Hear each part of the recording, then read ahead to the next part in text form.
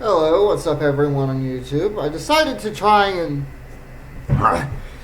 react to this video by Verlisify, which if anyone in the Pokemon community knows, Verlisify is possibly one of the most controversial, contrarian assholes in the Pokemon community. He is the person who has been the cause of so much fucking drama. Jesus Christ. And all about a fucking kid's game. But either way, I'm wondering why he thinks that Pokemon Black and White are the best or are the worst Pokemon games. In my personal opinion, Black and White are pretty much the best Pokemon games that there are. I would like to see a remake or a Pokemon Legends game. There is a lot of lore that they can tackle. But I want to see why he says they're the worst games. So let's have some fun and react to this. Faker Coup is back on his BS, and the Pokemon community of weirdos. I wouldn't necessarily call Riddler Coup to be much of a faker, considering a lot of what he has supposedly leaked has been pretty fucking accurate. And the dude has a very, very good record so far. And I'm not joking when I say that. People who are fans of Pokemon and, you know, go into leaks and whatnot, Riddler Coup is practically one of the most reputable. Could there be times whenever he gets something wrong? Maybe. I mean, I haven't really kept track of anything. I've been somewhat keeping track of DLC stuff. Like I know apparently in the upcoming presents there's probably going to be a Mewtwo, and considering that there was data mined that there's also going to be something very special whenever you bring a Mew in which Mew's stats are fucking absurd. Like, they get absurdly buffed.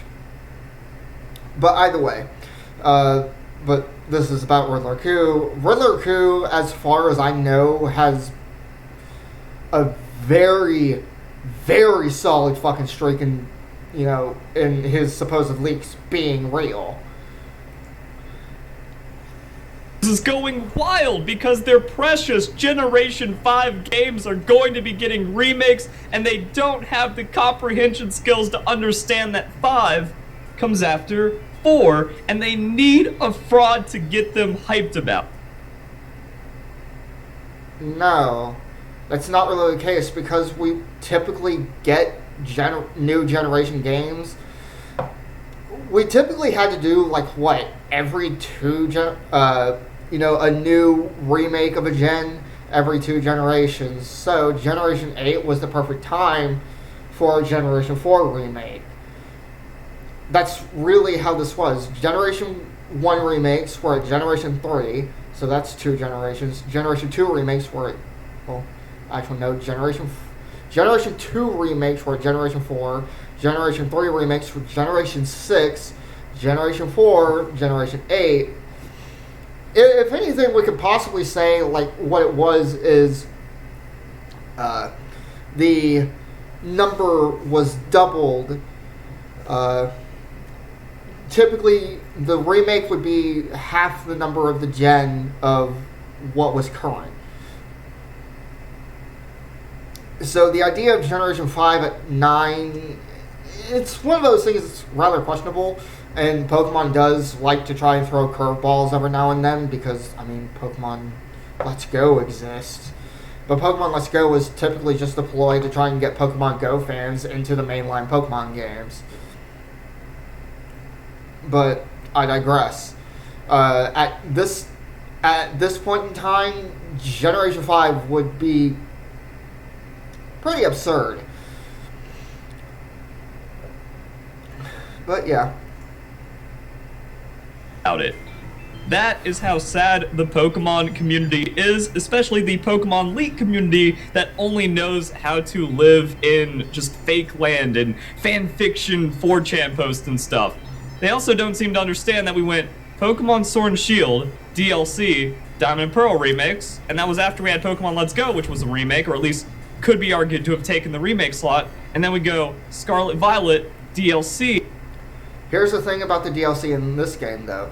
You see, the DLC for Pokemon Sword and Shield were out within a year of the actual Pokemon games, of Sword and Shield. Like, that's completely. The thing with this one is they're actually setting them later. So if anything, these DLCs are probably going to be a lot bigger than that of Sword and Shields. Which has me excited. I'm also excited to see what kind of stories they're going to have. I'm curious about Ogerpon. I know a lot of the story elements seem to take from the Japanese story of Momotaro, who's, in the simplest, oversimplified terms, it's basically Japanese Hercules. But I think that would be the best way to describe it for any person who is unfamiliar with the story of Momotaro. A boy born from a peach who was like super strong and all that. It's actually a pretty cool story. Recommend it. Generation 5. Oh my goodness, who could have thought? Now, gather round, Timmies, because we're going to talk about why Generation 5 is not worth getting hyped over, and why it is the worst Pokemon. I love the fact that you're using an article from 2010. You are literally using an article that's legitimately almost 13 years old at this point. On the verge of 15 years. And the thing is, it tries to say the methodical destruction of Pokemon, it's not really true. I actually consider a lot of the Pokemon in Generation 5 to be revamped, better versions of Generation 1. I feel like, one, they're a lot more... I do kind of feel like they're more socially informed in their designs, such as, say, Garbodor. Garbodor is a social commentary on the massive pollution problem, which, speaking now, considering New York City, which Castelia City is actually based off of, has had the fucking problem of the air is fucking insane, just insanely low quality. So yes, the Pokemon in Black and White are, I would even go so far as to say, are now even more culturally relevant. Generation. So if you enjoyed the video, don't forget to leave a like, share with your friends, comment your thoughts down below as we discuss the methodical destruction of Pokemon in Black and White. The greatest, most honest article ever written about Pokemon. So Pokemon Black and White, directors Junichi Masuda and Ken Sugimori wanted to be especially radical. And that's where we're already getting into, like, the issues with Pokemon Black and White, because why take something that so many people already love, that's already incredibly successful, and soft reboot it? This is the beginnings of the failures for Generation 5. To try and do a soft reboot, it's, to me, honestly, yes. Generation 5 was a soft reboot primarily, which is why a lot of the Pokemon are kind of references to Gen 1. I personally think it was actually a brilliant idea. I also think it was a brilliant idea to not have any older Pokemon show up until post-game. Because of the fact that this was an entirely new region, it was a completely different culture from the other various regions that we have gone to. The previous 4 regions before Unova, we can consider to be a part of a different country. It is way out there.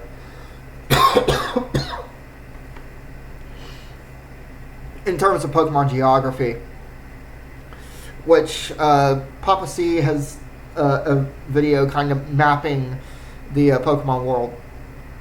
Whether we know for sure that would be accurate, anyone's guess. I mean, we're talking about a made-up world, and we've never really seen any connections.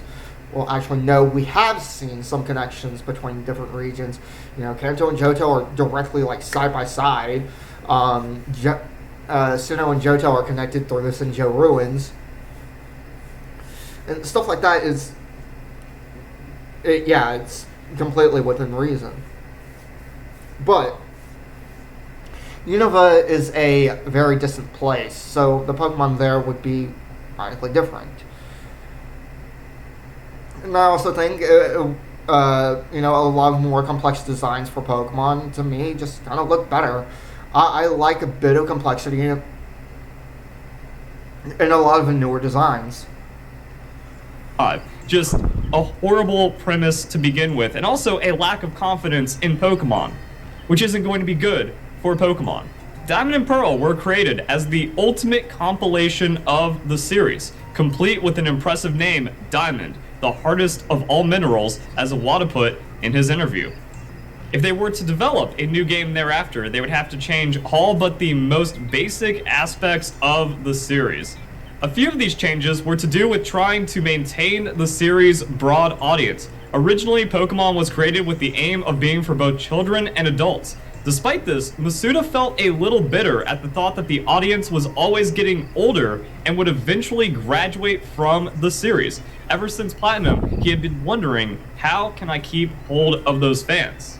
Some of the smaller ideas that were tossed around during development were a study of what the favorite topics of this generation of people were, as well as the usage of kanji in the game. Some mainstays that had always remained since the first Pokemon games were also changed. An example was the usage of TMs. Originally, they would disappear after one use. Planes. Oh, shit. Multiverses. Okay. Use Game Freak learned. As a result, there were A lot of us actually praise the change to infinite use TMs because of the fact that, yes, I remember back from generations 1 through 4, I practically never fucking used TMs. I mean, I used HMs, but HMs were mainly fucking necessary, which is why you had to have a Pokemon practically be an HM slave in order to get through the entire map up until, you got to the main points, the main Pokemon centers. You go there, and then all you have to do now is you don't really need a fucking HM slave anymore, so you can just fly everywhere. You have to have one Pokemon learn Fly, which Fly was... I believe Fly has been a somewhat fairly competitive move. So in that sense, it made perfect sense for them to utilize infinite TMs and HMs. So this idea was actually a change for the better, and a lot of us actually praised it. Many people who kept TMs in their box, and they sort of became a collector's item, never to be used. Facts. True. As with every other game before, these new generation of Pokemon games take place in a new setting. However, this time, the region issue is very distant from those of previous games. As a result, there's absolutely no old Pokemon appearing in the game. There's no old Pokemon appearing in the game until post-game. So it's either this is being misrepresented or they didn't put that in there because they didn't play through it. And this way, everyone, both newcomers and veterans to the series, can start the game on equal footing. Yes, this is honestly, to me, one of the best things that they decided to do in a Pokemon game of a new generation, and I really do fucking wish that they would do it again. Do it with every fucking generation. I loved it. It actually made me appreciate the Pokemon more. This way, everyone, both newcomers and veterans to the series, can start the game on equal footing. No one will see a previous Pokemon they like without any consideration for the newer ones. And then here's where it all comes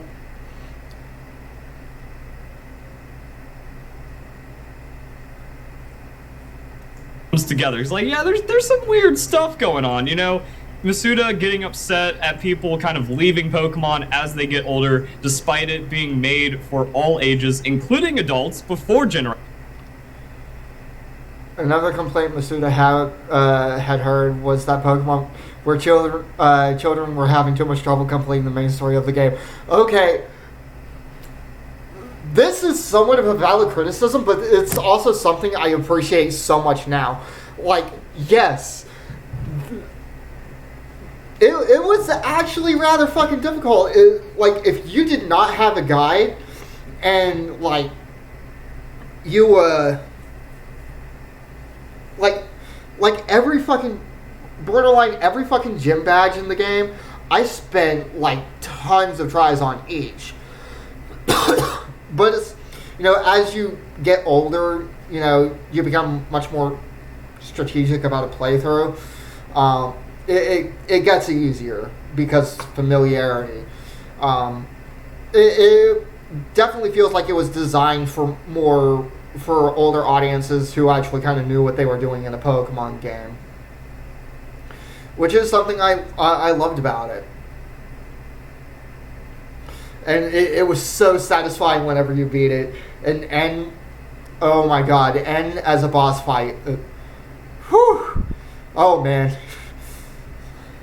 Generation 5. So that's like another weird thing where it's all these like nonsense arguments that just don't line up with reality when people are like, well, Generation 5 is like more mature and adult with the story and actually finally cares about the adults. And then It actually is, because it actually brings up the ethical question, which many of us have debated, whether catching and battling Pokemon were ethical. And this is what I would call the fatal flaw of Pokemon Black and White. The answer is much like it's the opposite of these games. It's not black and white, but a lot of gray. It's a case-by-case basis. And really, they kind of wrote themselves into a corner with this core theme. That I will give as a constructive criticism to Black and White, but also I will say Black and White also provided us with some amazing characters, with amazing character arcs. Sharon, seeking strength in battle, but ultimately finding strength in battle is really not all that matters. Emotional strength and strength of character are what truly matter. And the same thing with Bianca. Bianca is a coming-of-age story about trying to find your own path. I fucking love Bianca's character in Black and White. And I love the fact that she kind of became a professor's assistant in Black and White, too. And I also really like her design, too. And whiners, which I call Generation 5 fans, which is also really interesting because I was on to Zoomers being terrible long before anyone else, and I was seeing this happen through Pokemon. Zoomers being terrible? Jesus Christ, you sound like a fucking boomer. Because it was always complete nonsense. Saying that, like, oh, you can't defend Pokemon Red and Blue because all the glitches, and it didn't even have a story, even though it had It had background story. I'm not going to say that it didn't have any story. The background story and like the kind of background lore that you can find of your own volition is pretty interesting. I mean, we got the story of Mewtwo. But yeah, I mean, the game's... considering it was 1996 and /7/8, the games were buggy as fuck, but it's one of the things that I'm always kind of enamored by it's one of the things that always enamors me about Generation 1. It's the fact that it's so fucking buggy. Jesus Christ. I still fucking wonder how the hell it works. But we're talking about Generation 5. Generation 5 is much more competently built. And over the years of experience that they've had, yeah, they constantly got better. And I really do think that Generation 5 was them kind of taking a new foot, more or less. The most hardcore story in Pokemon. We have a Yakuza mob boss using a gambling if you think that's hardcore, consider what Gestus does in Black and White 2. Gestus literally tries to kill you. He literally gets Q-Rim, takes control of it, and then has it, try and use Glaciate on you, the trainer. And, you get saved by N in the nick of time. I mean, I consider that pretty hardcore, and I also consider Gestus to be the most dangerous kind of villain. The extremely charismatic villain who could sway lots of people to his side. It's kind of like the danger of radical politics. Parlor as a front for a Pokemon smuggling operation where things get crazy and Pokemon are killed in the process.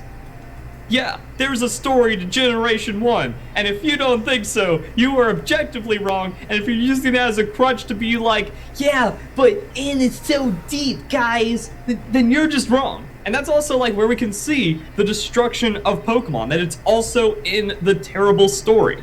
There's no real depth to N or his story. Are you sure about that? I mean, we did get to see a good bit of info about N throughout the games. N is a character who was raised, around abused Pokemon, and that ultimately, definitely, shaped his character to be what he is in Black and White, and ultimately finding that not everyone is like this and having to confront that truth that not everyone is Gestus. Although Gestus himself was really to me, he was an amazing villain because of the fact that he was so suave and he was very charismatic. Like I've said, possibly the most dangerous Pokemon villain really ever. Although we can kind of consider, the full-on fucking nihilist that was Cyrus. But N was a character in which he was the primary antagonist for most of the game. But he is a sympathetic antagonist. He's a lot like Maruki from Persona 5 Royal. You can truly see where he's coming from, and at times you can really fucking agree with him, but you can't agree with him completely. This is what makes N such a fascinating character. He's kind of like the Hegel of Pokemon. He is a character who sees their contradiction but is unwilling to accept it up until his ideals are ultimately crushed by you. In a legendary fight at the end of the game that should go down in Pokemon history. I kid you not. Like a battle between two fucking legendary trainers, each with a legendary Pokemon opposite of one another. His is 2 levels higher than yours. His music is fucking amazing. His Pokemon roster is fucking great. Like, it's legitimately a fantastic way to end the story. However, it's the thematic elements, and then whenever it kind of gets changed, because really, there really wasn't much of a way to end it without having a solid conclusion. There isn't a solid thematic conclusion, and there's not a solid message behind the games, which is, like I said, the fatal flaw. It's just a special child trope. So I guess if you're a Zoomer and this is your first experience with storytelling, you might think wow, this is crazy. And Team Plasma goes against everything Pokemon. People are but it challenges you to make you think about what it means to be a Pokemon trainer and if it's right or not. No, everything about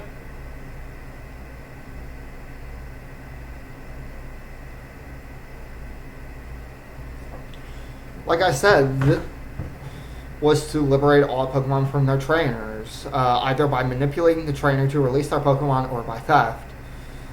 Honestly, yes, this is actually kind of what makes Team Plasma such a great villain, because there are people here in the Pokemon world. There are legitimate reasons why some people should not have their Pokemon. It's kind of like the idea of CPS in our world. If they're not being taken care of, like if they're being abusive and neglected parents, guess what? CPS often gets called, they take your child away. Whether or not they end up better is at times debatable. But still, Team Plasma on this end, like, if you go in that sense, that yes, there are people who deserve to have their Pokemon taken away from them because they're being abusive and neglective, and they're using their Pokemon for evil deeds. Yeah, Team Plasma had a fairly noble goal. About Pokemon is love for your Pokemon, appreciation for your Pokemon, the bond between a trainer and their Pokemon. That should never be brought into question, and it should never be considered for even half of a second if you're an actual Pokemon fan, or if you're trying to hold true. If you're honestly going to say that it shouldn't be brought into question, then you justify villains having Pokemon to use their Pokemon for evil deeds. You really didn't fucking understand the message behind the game, did you? Like I said, it's a case-by-case basis. True to the core values of Pokemon. We've effectively already had this with the rivals and other bad guys. Silver doesn't care for his Pokemon, therefore you mop the floor with him, and you get him to consider that Pokemon are not tools, and caring for your Pokemon is what gives you both strength. Like,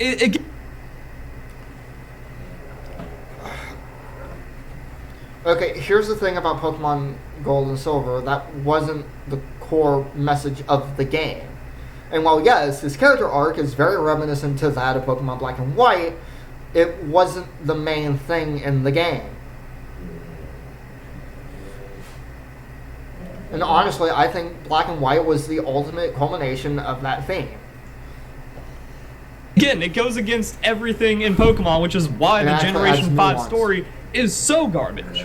And the overall Generation 5 suffered because the developers put too much stress on themselves. So we have this part right here. On the other hand, as Mr. Masuda said earlier, releasing on the same platform means we have to challenge ourselves to create something new and different. You actually did. It actually works for them because of the fact that they were already familiar with the DS hardware. That's not really anything new.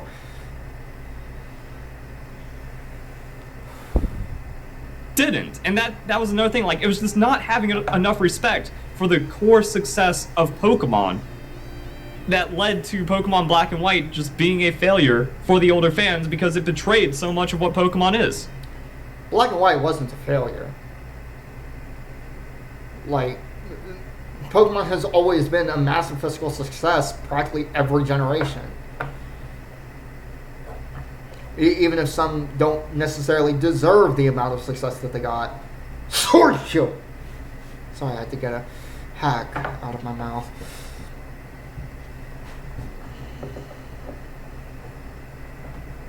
This interview also touches on why almost every Generation 5 Pokemon design is terrible. So Ken Sugimori, it's true, this time we'll be making all the Pokemon new. So at first I said something like, please give me a break, or can't we reduce it a bit?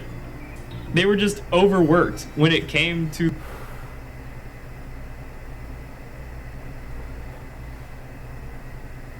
Oh, shit. Oh, god damn it. She's so...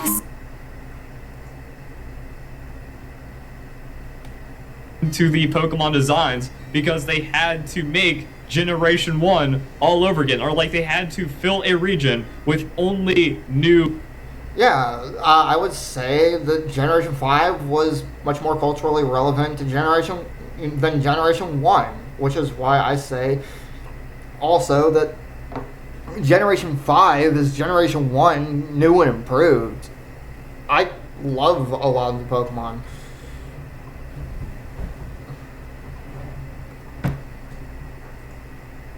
to Pokemon, which is really weird if you don't want veterans to leave Pokemon, which is also more hypocrisy from the Gen Whiner Game Freak hate crowd, because it's all about, oh, modern Game Freak games are bad because there's not enough time given for development. We can't have a new Try and prove it false. The fact that you really can't go into any buildings in Pokemon Scarlet and Violet, like, legitimately, you are walled off from practically every fucking building. All of your shops are menus at this point. I don't give a damn who you think you are. The fact that that's the case in these games, that should not be the case. Whenever I play a Pokemon game, I want to explore the region. I want to explore the lore and the history and also appreciate the aesthetic. I also want to be able to go in and see the mapping of buildings.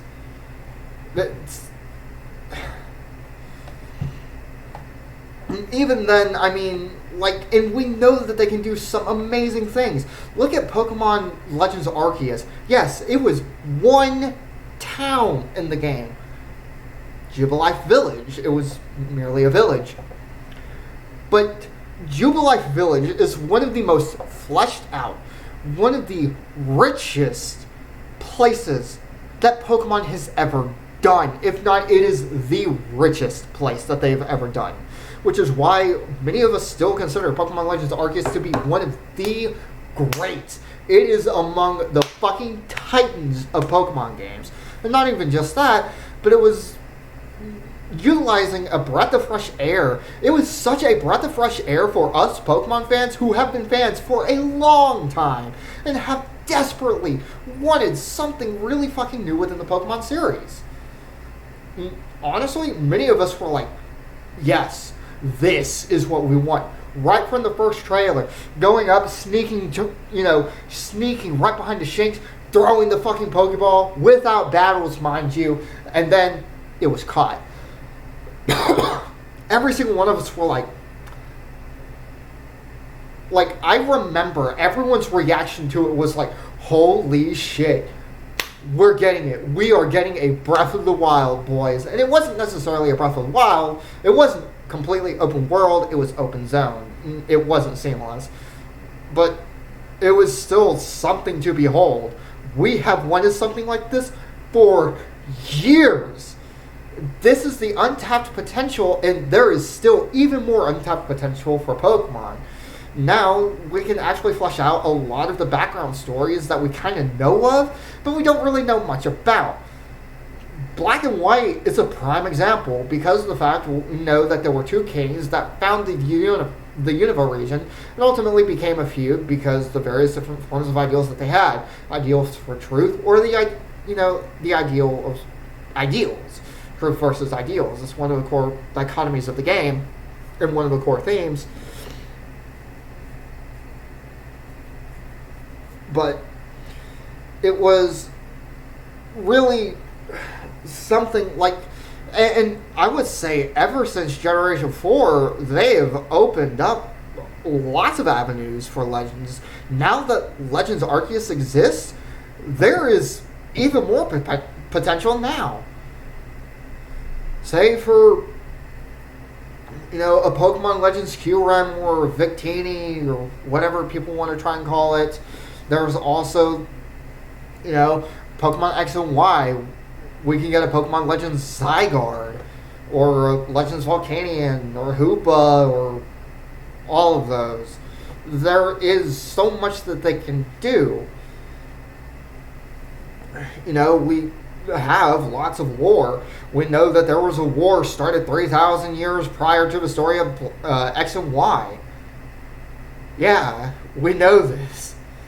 See, but we don't really know anything about the war. We just know that as created and, ultimate weapon that practically took the lives of who knows how many fucking Pokemon, created Mega Stones and Mega Energy, and fostered Infinity Energy and allowed Pokemon to Mega Evolve. So those exist. So I honestly kind of wonder if we could see Mega Evolution in a Gen 6 Legends game. I kind of question it. Pokemon game every year, even though Pokemon Black and White is the game that had the most crunch, because they still felt like the success of Pokemon was not going to last, and they didn't have the established workflows that they do now. It keeps on going though. Another complaint Masuda heard was that children were having too much trouble completing the main story of the game, and they usually ended up giving up. This is the most... Yes, I mean, Black and White were practically the most difficult Pokemon games, but when you beat it, it feels so rewarding. You know, it was pretty ballsy of them to kind of up the difficulty, and it's something that I really respect Game Freak for, and I would love to see them do more of. Mind-blowing part of the interview, and it's crazy to see how it keeps on holding up. Not only since the last time I talked about this article, but going back to 2010. This was a major discussion in gaming, that games are getting easier and too easy, tutorials are too handholdy, there's too many forgiveness mechanics compared to back in the 90s, back in the day, where games were harder, platformers were tough, and you had to figure it out yourself, but the everyone gets a trophy generation became weak and entitled, and just wanted everything for nothing. And those kids later became known as Zoomers. Okay, now, you want to talk about a generation that practically gained everything for nothing and ultimately fucked over every other generation? That was the Boomers, dude. So don't try throwing hate at Zoomers. We ultimately knew what we were fucked from the beginning. So, like, the whole generational hate, it's whatever, unless it's fucking Boomers. They rather deserve it at this point.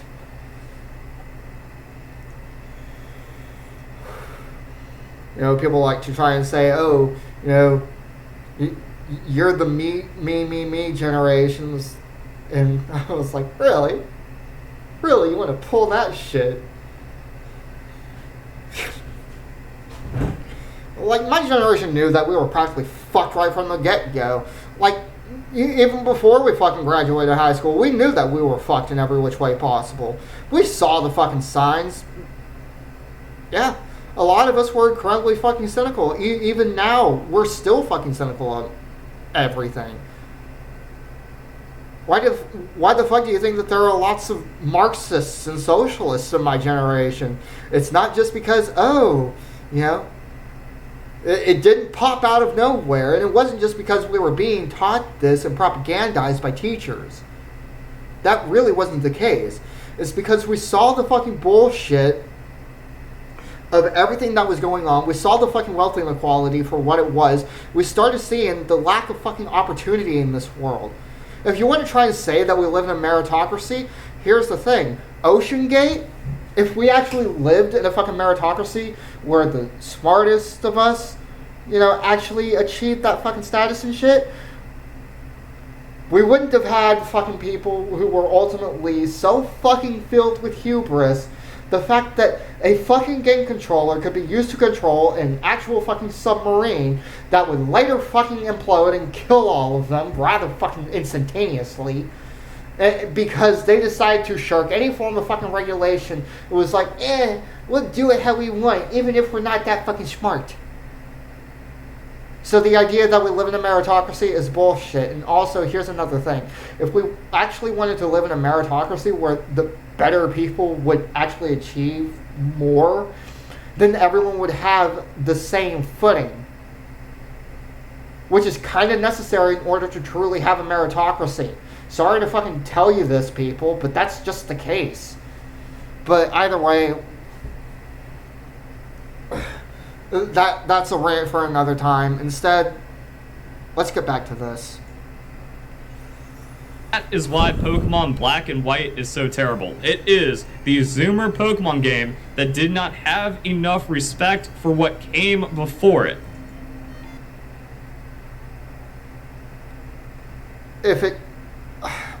Okay, Okay, if you want to try and call it the Zoomer Pokemon game, and you want to try and say that we want everything for nothing, but here it is, like, it was actually a difficult game. What is your fucking argument here? It wasn't just giving you everything there. It wasn't necessarily easy. If anything, is much more in line to past games and their difficulty.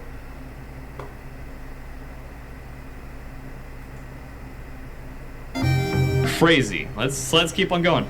Along this line, the map was designed so that it would be a linear adventure and younger players wouldn't get lost. And that's like, with all the hate that we see for the modern Pokemon games, mostly coming from Gen Winers that just want to see like all this Generation 5 nonsense.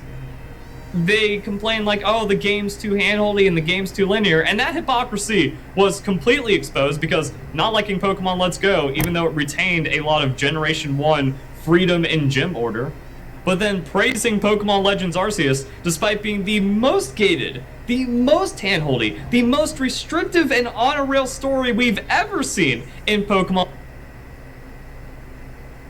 You know you can catch different Pokemon in different order, right? That's where the main openness comes from. And not even just that, but there was also a bunch of side quests that you can do practically at any time.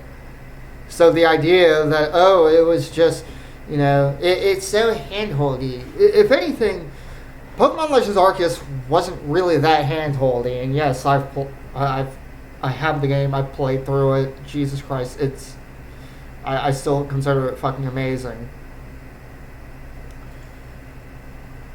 On keeping with this tradition of making the games easier for the kids. Everything wrong with Pokemon started in Generation 5, but weirdly, it's those No, it really started after Generation... It really started with Generation 6. Generation 6 was...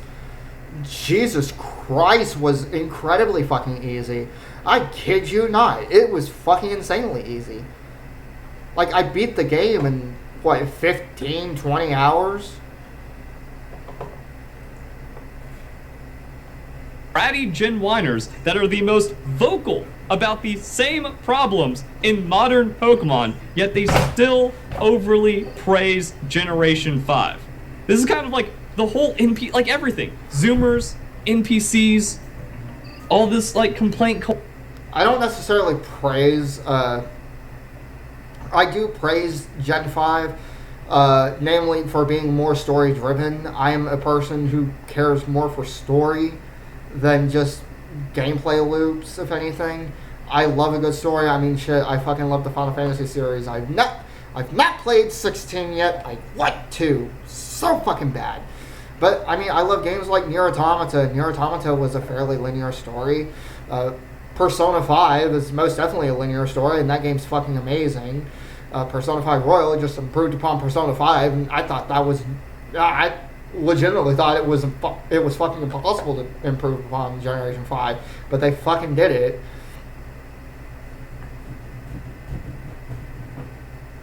But I personally really like a good story. I can handle the idea of a linear adventure, and I can also handle open world. I prefer linear adventure, but I also do like a bit of open world as well. I like a bit of openness and breaths of fresh air. I mean, shit, one of my favorite Final Fantasy games is Final Fantasy 13, for Christ's sake. Culture and stuff goes back to the coverage I've had and the chip on my shoulder against Generation 5. It's insane. It's all right here in the interview. And also, another Verlisify always right. The game developers themselves saying most of the appeal of the game is what you do post-story. I actually disagree with this statement by Masuda. I think a lot of the game itself and the story was actually really good. I also really... like, if we're talking about, say, the different legendaries that you can catch and the lore behind them, okay, he might have a point there. I mean, there's, what, it was Lacanosa town, in which, like, by this giant chasm in which you find Kyurem. Kyurem wasn't necessarily explored, but there was a kind of story of which why people in this town don't go out at night. It was because that there was feared to be a monster that would devour people. And it turned out to be Kyurem, and then we caught it. And, like, yeah. Yeah, Kyurem was a fucking cool Pokemon, and I love its lore. And then ultimately in Black and White 2, we got to discover more of what Kyurem was, and the idea that it was just this monster that kind of fell from the sky randomly is it was a misnomer. It was a story kind of twisted, and you know, the true story was kind of lost to time to the town.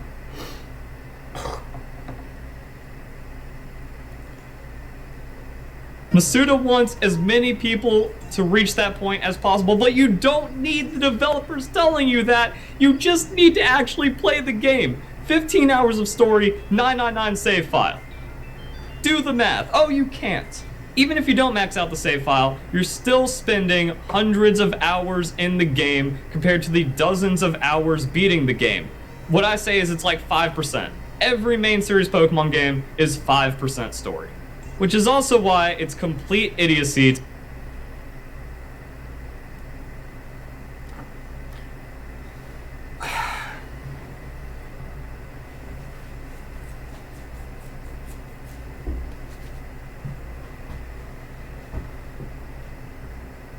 %5 story. Okay. If that was the case, then we wouldn't have had legendary Pokemon, we wouldn't have had their lore. Pokemon is honestly one of the most well-built worlds, and potentially could be one of the best franchises in terms of world building. I consider it to be the J.R.R. Tolkien of video games. People like to try and say, oh, what about like fucking Skyrim and shit? And I'm just like, but Pokemon has been around, and every game is a part of a greater world. And honestly, Pokemon also has basically infinite potential. Not even just that, but the games are infinitely replayable. Talking about an RPG that you can have hundreds of different playable party members is already fucking absurd. You know, you say that to someone and they're going to look at you, that would be fucking insane. And then you say, well, it's been done before. And they ask what? And then you say, Pokemon. Yes, Pokemon is absurdly fucking replayable. And I do think that really the world building in Pokemon can reach new heights that we will have never thought of. And we will consider it to be the J.R.R. Tolkien of video games. To complain about something like Pokemon Sword and Shield not having a story and being too linear. What was the crux of the story? When did that actually get revealed? Oh, wait, yeah, that's right. Basically, nothing of actual consequence happens until, like, during the fucking Elite Four. Well, not even that, it wasn't the Elite Four, it was the Champions Tournament. Which, I will say, I do think that there was a lot of potential for what some themes that they could have had with Pokemon Sword and Shield. They could have had the idea of, mysteries becoming legends and legends becoming, mere folklore and the truth being lost to time, ultimately be rediscovered again. That they could have gone with in Pokemon Sword and Shield. They didn't necessarily drive that home. And there was potential with Sonia. Like, there was potential for Pokemon Sword and Shield to have that kind of story. And to me, if they were to focus on that rather than just Chairman Rose's impatience whenever it comes to an energy crisis, that would happen thousands of years down the fucking line, in which no one there would be alive to bear it.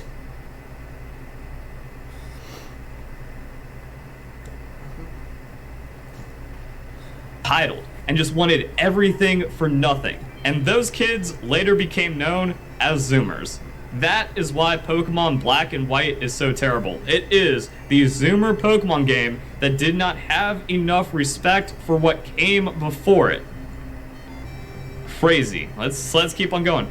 Along this line, the map was designed so that it would be too handholdy and the game's too linear, and that hypocrisy. But then praising Pokemon Legends Arceus, despite being the most gated, the most handholdy, the most restrictive and on-a-rail story we've ever seen in Pokemon, it really wasn't. keeping with this tradition of making the games easier for the kids. Everything wrong with Pokemon started in Generation 5. But weirdly, it's those bratty Gen 1ers that are the most vocal about the same problems in modern Pokemon, yet they still overly praise Generation 5. This is kind of like the whole like everything. Zoomers.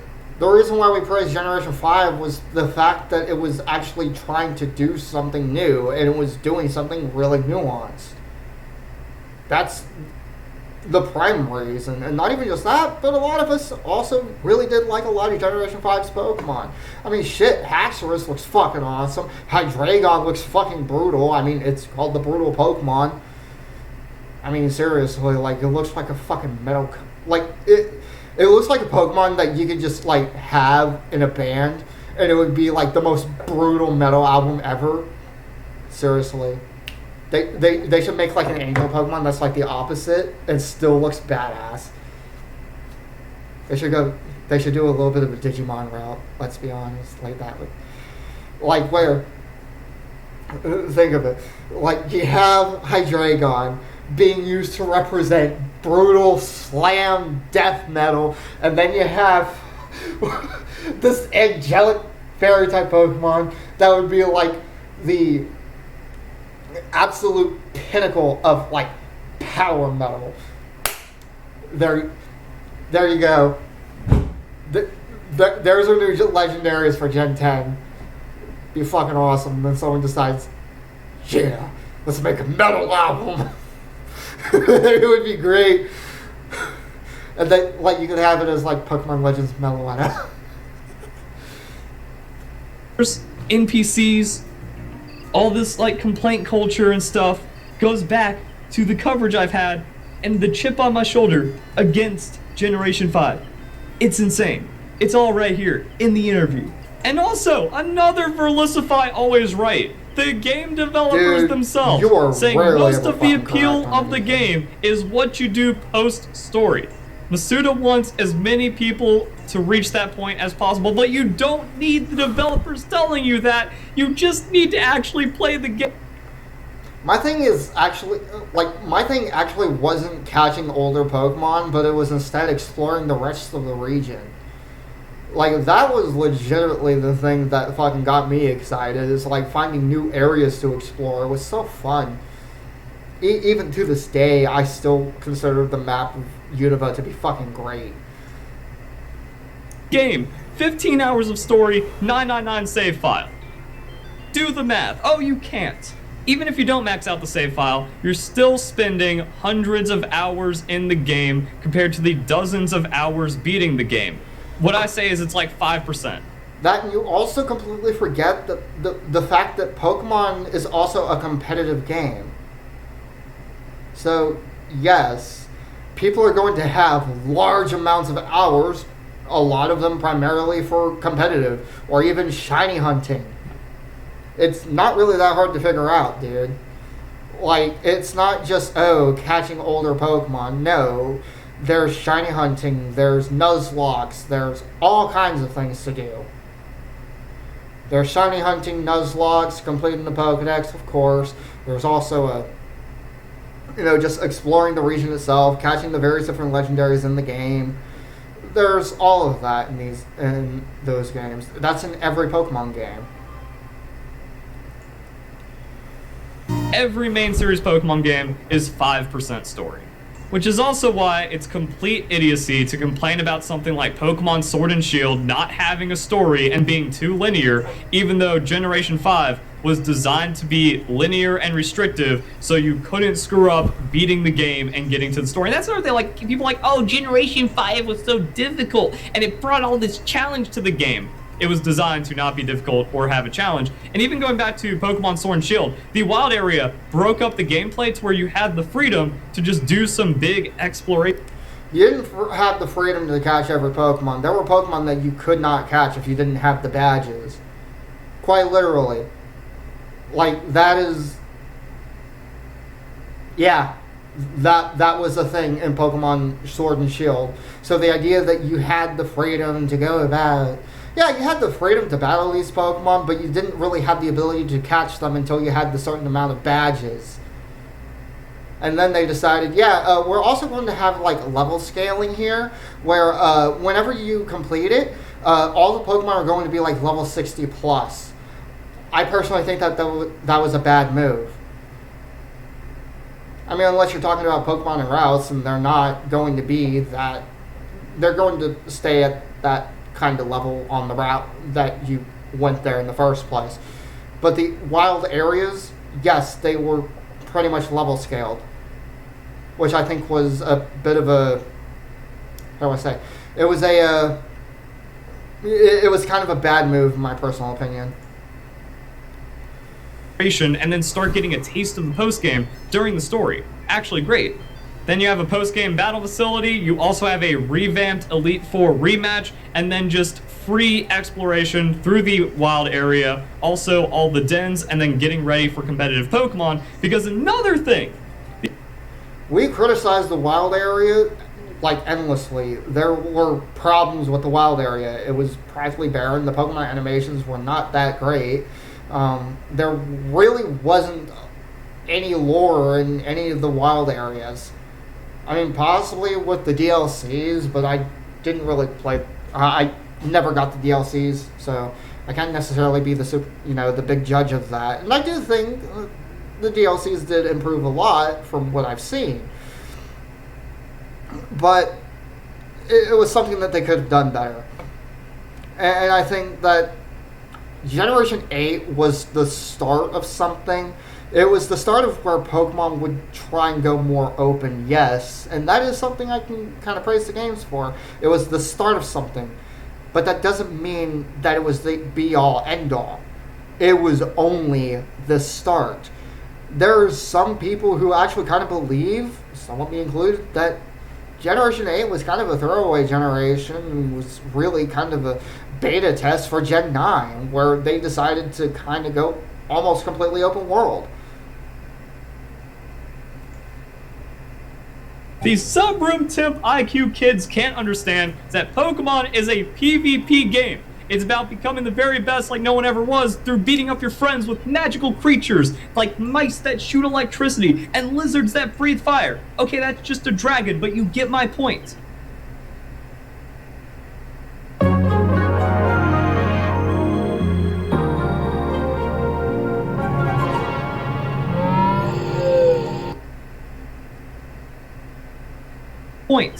It's about... I literally just used that argument against you.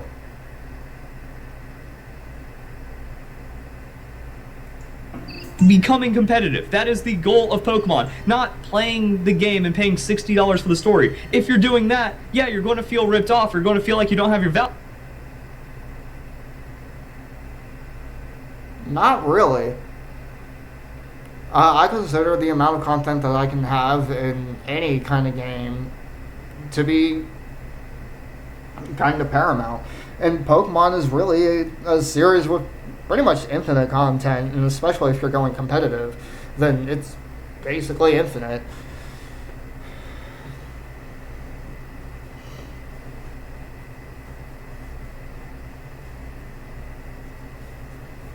But the idea that a lot of people will buy a Pokemon game for the story, I don't think it's necessarily super out of the question.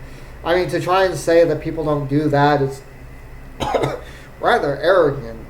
To try and say that no one does it at all is fucking stupid. But yeah. Value because you're only getting 5% of the game, and then you're throwing away everything else because you're an idiot. Now there's this part, doesn't mean the game is any shallower than before. In fact, one of the main focuses of the game is urging players to come up with their own way of playing the game, even though the game was essentially designed so that there would only be one destination at a time. There are many ways to get to that point. As a result, there is a tight balance between feeling of freedom without allowing too much deviation so that players get lost. I didn't feel any of that freedom. I didn't even realize that was a design element after playing the games. But okay. The Iwata Ask session also hints at a change in scenario, but these weren't clear in the interview other than the fact that they may be deeper in previous games. I think that's another thing about why people say like, oh, Black and White had the best story, because all it does is just say, story, story, here's story. Did you forget about the story? Yeah, you're just a stupid kid with no attention span that can't even finish our Pokemon games. Story, here's story, do you like our story? That isn't depth, and that also doesn't mean like you have a good story either. That was like another crazy thing, that there was a story to Pokemon. The core of Pokemon Black and White was a question of the philosophical. It was about the ethics of Pokemon battles. So, yeah, I mean, honestly, that kind of depth is something I applaud. It's a question that I think some of us have had in our minds for a long while before Black and White came out. And Black and White, even though it did kind of shoot itself in the foot with this theme, like I've stated before, it was also a question I feel needed to be asked at times. You know, especially whenever you see in the Pokemon anime, oh, there are people who are completely fucking unethical with their Pokemon. There are people who abuse their Pokemon. We've seen that back in Generation 1's anime. I mean, hell, who could fucking forget Charmander? You know, the introduction of Charmander before Ash caught it. It was practically being abused and fucking left to fucking die by its trainer. Like, we fucking, like, anyone who knows the Pokemon anime remembers what I'm fucking talking about. We know how much of a fucking heartfelt episode that was. Pokemon Red and Blue, but the lack of comprehension skills that's coming out of the younger generations can't even see it. They can't discover or understand things for themselves, which is also very present in social media. So yeah, it's just a mess. Generation 5 bad. There were a great many changes being made, but the goal of Pokemon Black and White was to keep the core the same. What made up the basics? Masuda and Sugimori both had a lot of trouble trying to pinpoint what exactly these basics were in order to decide what to keep and what to change. And again, that overly stressed design philosophy made Black and White not good. For Sugimori, Pokemon had always been somewhat based on reality. It was a story of a boy's summer with the setting based in Japan. And my god, did you feel that in the earlier Pokemon games? The core of Pokemon was strong. The boy wasn't a superhero with special powers of any sort, just collecting bugs in the summer, which is the origin of Pokemon. As he continued to collect, he continued to grow. Ah, fuck, the nostalgia. But with the stage being set in a much larger scale, the creators had to make all the more sure their feet were firmly set in reality. They didn't want to make the character designs too fantasy-based or the story too outlandish. Even when they created new Pokemon, the design team kept this in mind. That also kind of explains why the Generation 5 Pokemon designs were so bad. A lot of How were they bad? A lot of them were culturally relevant even today. Matter of fact, in New York, it's very, very famous for its ice cream, which is why we got Vanillite, Vanillux, and, well, Vanillish and Vanillux. This is why we got the Vanillite line. This is also why we got the Trubbish line. Stuff like that. It's cultural inspiration. And honestly, I think Pokemon does this fucking in spades. Generation 5 was fucking amazing with this.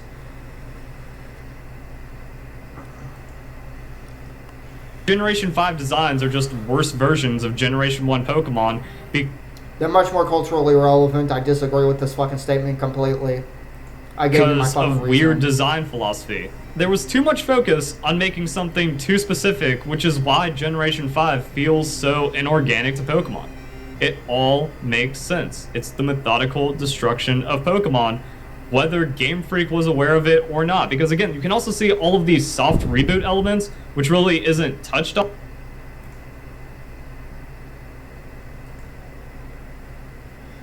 Okay, sorry about that. I had a friend text me about some. I let him borrow my copy of Nier Automata, and I decided to ask him how's the music and the story. Needless to say, it'll be good. On in the Iwata ask, but it comes through. Where it's like, yeah, there was something that happened, and instead of just kind of like honoring Pokemon, since people were like growing out of it anyways, and the kids these days weren't vibing with the old school idea of Pokemon, gotta rebrand it. And then it was just awful. And then fortunately the globalization of Pokemon, where like everything lined up with simultaneous releases and also actually being transparent with like news releases in Japan coming over outside of Japan at the same time, which is a really big deal for people that grew up with Pokemon. Like, okay, now we can actually do that. That kind of dialed it back against like, okay, the broader appeal and audience of the game is actually a lot better than Game Freak anticipated at this time following Pokemon Diamond and Pearl. So I think that caused them to kind of relax a bit and then make better games. Even after you cross the Great Bridge that leads out of the Metropolis Center and into the world of freedom where everything from the previous generations has been changed, Masuda wanted the region to at least maintain the same feeling as previous titles. Love and peace. A world where people would always give up priority seats for senior citizens on the subway. And basing your region in New York is the worst way of doing that. Maybe there was too much East versus West that caused a shattering of Pokemon in Black and White. But with these ideas into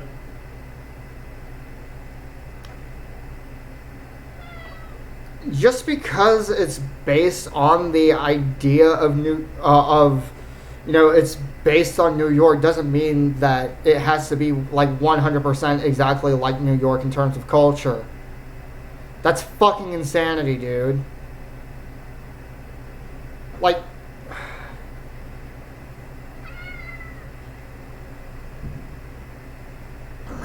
the idea that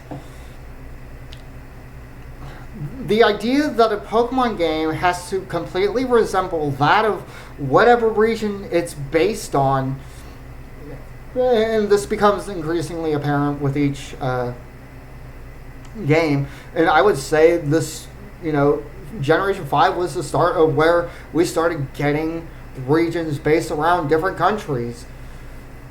Well, actually, no, Generation 3, because of the fact that we got the Ore region, we also got,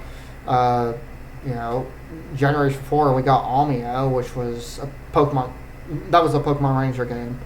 Sadly, I would fucking love for them to do a new Pokemon Ranger game, but who knows. But either way, that was my reaction to this. If you liked it, if you think I could do better whenever, with my reasoning and whatnot, I feel like my reasoning for loving Generation 5 is, I feel like my reasoning is sound. I also feel like the arguments that I made against this were sound, possibly kind of rehampering whatever, but I'm typically not that great at all these things. But either way, hopefully you guys enjoy the video. I probably do plan on talking more about the Pokemon games and the type of just untapped potential. I know that they can do it. It's right there. It just needs a little more scratching in the direction of Legends of Arceus. But I certainly know if they wanted to, Pokemon has so much material that they really can go for a whole They really can go for a.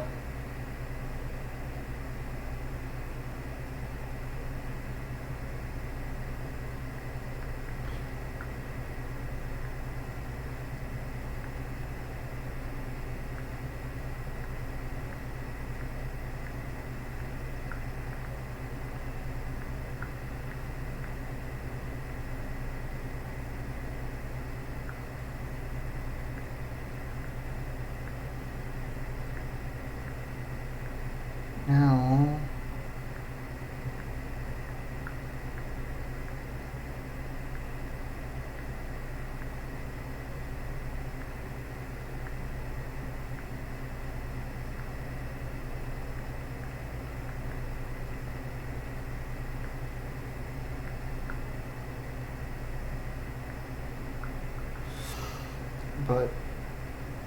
but yes, I'm probably going to be doing a video about what I mean by Pokemon could be the J.R.R. Tolkien of video games. Like I said, these videos aren't scripted; they're just kind of off the cuff at this point. But well, let's all have a fun discussion about that.